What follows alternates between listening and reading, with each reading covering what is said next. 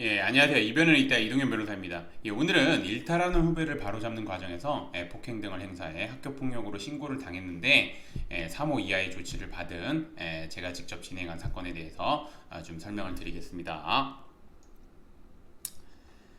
예, 그래서 이제 보시면 예,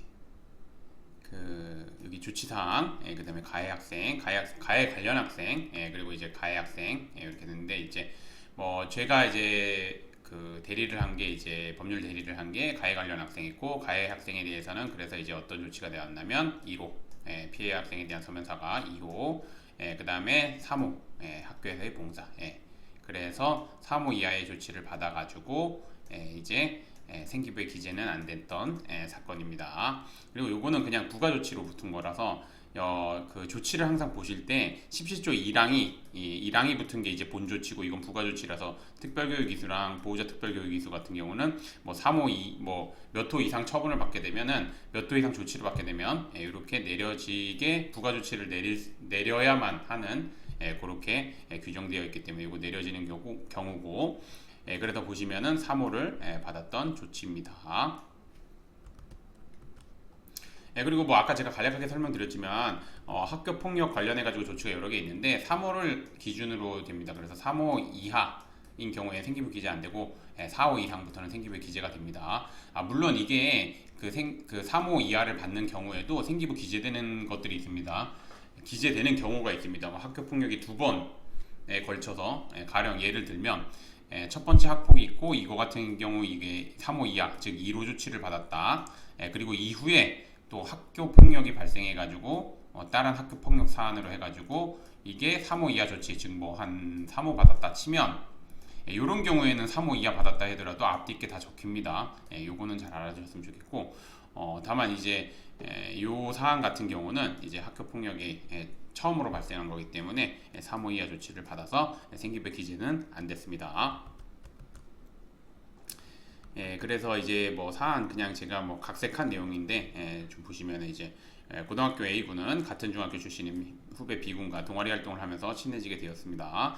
그리고 이후 A군은 친구들로부터 B군이 담배를 피우고 술을 마시며 다른 학생들에게 뭐 성적인 행동을 한다 이런 등의 말을 듣고 B군이 일탈하지 않았으면 하는 마음에 B군을 불러 여러 차례 이런 거 하지 말아라 이렇게 얘기를 했습니다. 그럼에도 불구하고 B군이 개선되지 않자 특히나 이 A군은 전교 선도부장이었습니다. 그래가지고 좀 학생들을 바로잡고 그러고자 하는 마음이 좀 컸던 부분이고 특히나 이제 B군 같은 경우는 같은 학교 후배고 그 다음에 이제 정말 동생처럼 좀 여겼던 부분이 있습니다. 그래서 B군이 더 이상 일탈하지 말라고 경고하면서 얼굴을 톡톡 치거나 발로 엉덩이에 때리는데 약간의 폭력을 행사했습니다.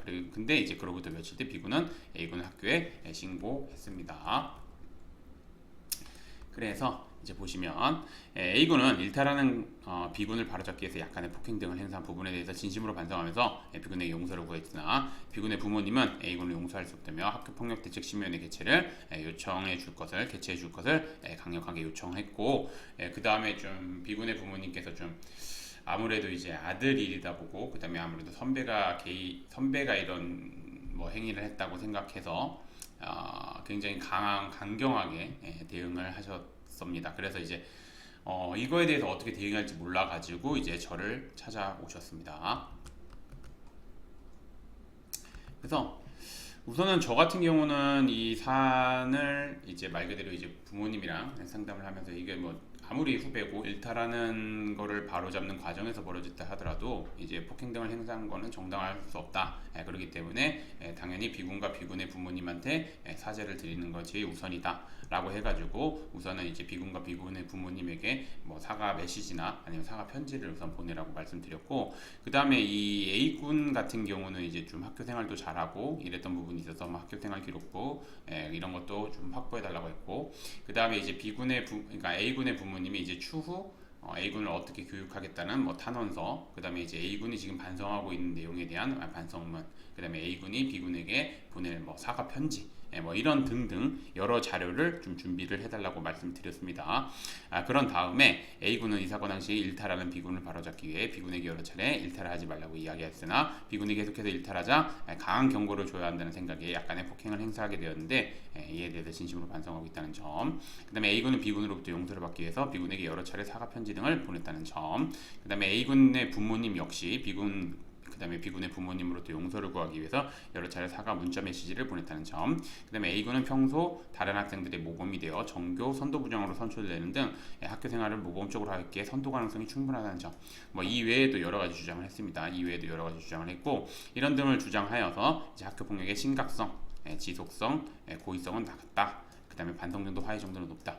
특히나 이제 뭐 화해가 이루어지지 않았지만 반성하고 있고, 그러니까 뭐 이제 하해 제스처를 좀 많이 보냈다는 거. 그다음에 그 부모님도 문자 메시지로 보냈고, 그다음에 학생도 직접 말 그대로 사과 편지나 이런 걸 전하면은 좀 2차 피해가 될 수 있기 때문에 선생님 통해서 전달했고, 이런 거는 뭐 다 제가 뭐 코멘트를 드리고 이제 같이 좀 준비를 했던 부분입니다. 뭐 이런 것들. 그래서 이제 뭐 화해 정도나 반성 정도에서 좋은 점수 받았었고, 그 다음에 이제 학교 폭력의 심각성에서도 이제 뭐 일탈하는 거를 바로잡기 위해서 하는 과정에서 이제 뭐 약간의 폭행이 발생한 거라서 이제 심각성도 좀 아무래도 낮다. 그렇게 했고, 지속성은 뭐 한 1, 2회에 그쳤다. 뭐 이렇게 주장을 했고, 고의성 같은 경우도 이게 뭐 말 그대로 악의적으로 이 학생을 뭐 폭행하려는 그런 의도가 아니라 강한 경고를 줘야 한다는 생각에 했기 때문에 고의성도 좀 비교적 낮다. 뭐 이런 주장을 했던 부분입니다. 그래서 이런 거를 이제 의견서로 작성해서 제출했고, 그다음에 학교폭력위원회에 저도 함께 같이 참석해서 이제 학생이 그렇게 진술을 잘 하도록 말씀드렸고, 그다음에 특히나 이제 학폭 같은 경우는 변호사가 가서 이렇게 막 직접적으로 이렇게 그 발언을 하거나 이런 거는 좀 솔직히 안 좋습니다. 그리고 뭐 저도 이제 위원으로 있으면 다른 변호사님들 들어오시면은 그막 변호사가 이제 재판처럼 막 적극적으로 나서서 진술하려고 하는데, 그런 경우에는 이제 뭐 이렇게 나중에 기회를 줄 테니까 그때 진술하라고 말씀드리고, 학생 얘기가 중요하기 때문에 학생이랑 충분하게 사안과 관련해서 얘기를 하고, 그다음에 이제 위원들이 질문할 수 있는 부분에 대해서 준비를 해서 들어가는 부분이 들어가는 게 좋습니다. 그래서 뭐 이렇게 해서 학교폭력 대책심의대 A군에게 3호 조치를 내렸습니다. 아까 위에서 봤던 조치 내용이고, 그래서 제가 아까도 말씀드렸듯이 1항만 보면 된다고 했습니다. 1항이 본조치입니다. 그래서 3호, 그 다음에 3항, 9항 이거는 부가조치.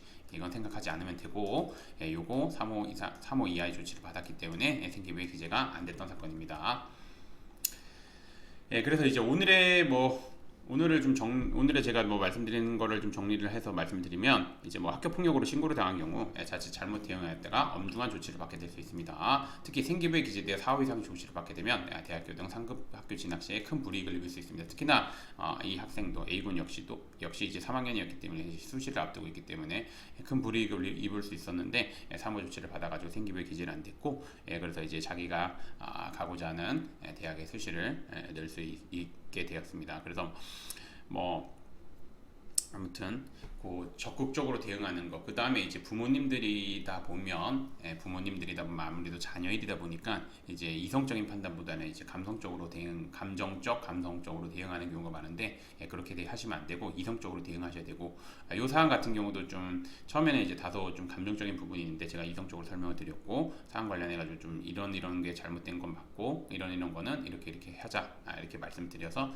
아무튼 사안을 잘 마무리했던 사건입니다.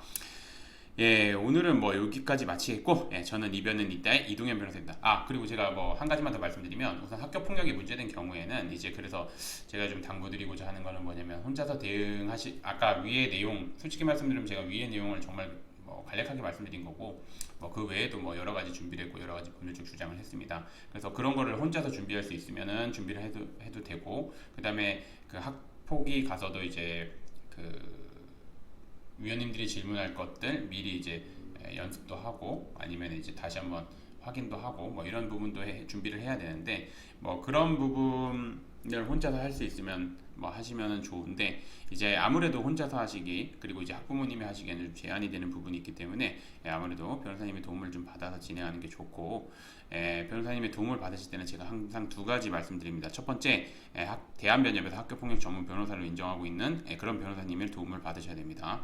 전국의 학교폭력 전문 변호사님 대한변협에서 인정하고 있는 학교폭력 전문 변호사님이 한 10명밖에 안 됩니다. 그래서 꼭 확인하셔야 되고 두 번째 그 다음에 현재 학교폭력대책심의위원회 위원으로 활동하고 있는지 이 두 가지 요건 꼭 확인하셔서 요건 충족하시는 변호사님 도움을 받는 것이 아무래도 좋습니다. 오늘의 주제는 여기까지 마치겠고 저는 이번에 이동현 변호사입니다. 감사합니다.